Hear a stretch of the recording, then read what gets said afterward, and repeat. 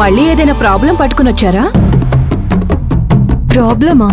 అవునండి, మీరెప్పుడొచ్చినా ఏదో ఒక ప్రాబ్లంతోనే వస్తారు. ఊరికే అయితే రారు కదా. సరే సరే, మీ ప్రాబ్లమ్స్ నాకెందుకు గాని మీ ముందు నేనే ఒక ప్రాబ్లం ఉంచుతాను. మీరు దాన్ని సాల్వ్ చేయాలి. కేస్ గురించా? అవునండి, కేస్ గురించే. ఒక ఆవిడ పెళ్ళీడు దాటిపోతున్నా పెళ్లి చేసుకోను అంటుంది. పెళ్లి చేసుకోమని మీరే తనకి చెప్పాలి. ఎవరండి ఆవిడ? ఇంకెవరు, మా సిస్టర్ కిరణ్మయి. మంచి మ్యాచ్ తీసుకొచ్చాను, వద్దు అంటుంది.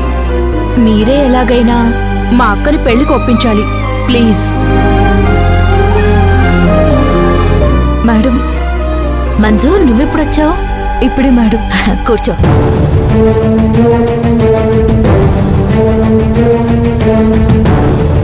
మేడం, శ్యామ్ మంచి మ్యాచ్ తీసుకొచ్చిందంటే కదా.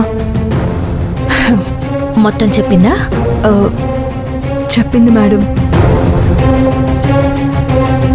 విన్నావా? విన్నాను మేడం. మంచి సంబంధం అయితే చేసుకోండి మేడం. వదిలే మంజు, ఈ గొడవలన్నీ వదిలే. ఏంటి అయినా నువ్వు ఏ టైంలో వచ్చావు? ఏదైనా మాట్లాడాలా?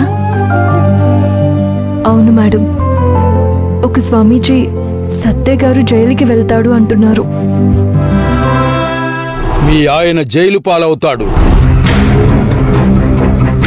సిఐ గారేమో సత్య గారిని వదలను అంటున్నారు. అంత పరిస్థితి వస్తే ఆ సిఐని చంపైనా జైలుకి వెళ్తానని సత్య గారు అంటున్నారు. ఆ సిఐ అనవసరంగా నన్ను రెచ్చగొడితే ఆ సాధు చెప్పినట్టు సిఐని చంపి నేను జైలుకి వెళ్ళడానికి కూడా నేను సిద్ధమే.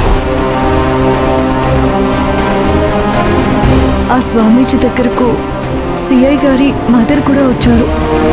నీ భర్తే నా కొడుకు మీద అటెంప్ట్ మర్డర్ చేశాడు. ఆమె మొహంలో కూడా బాధ ఉంది. ఏం జరుగుతుందోనని భయంగా ఉంది మేడం.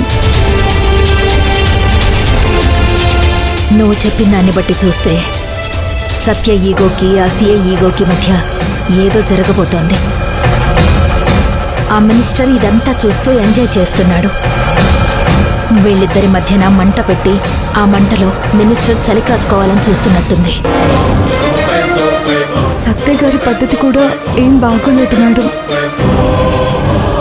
పోయి ఎవరైనా పోలీసులతో పెట్టుకుంటారా? సరే సరే, ఎందుకైనా మంచిది నువ్వు సత్యని సిఐ జోలికి వెళ్లకుండా చూసుకో.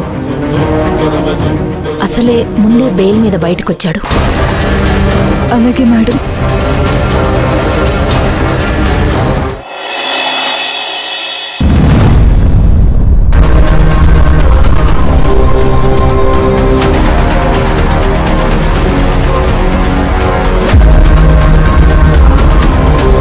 నేను గట్టిగా బెదిరిస్తేనే కాంప్రమైజ్కి వచ్చారు.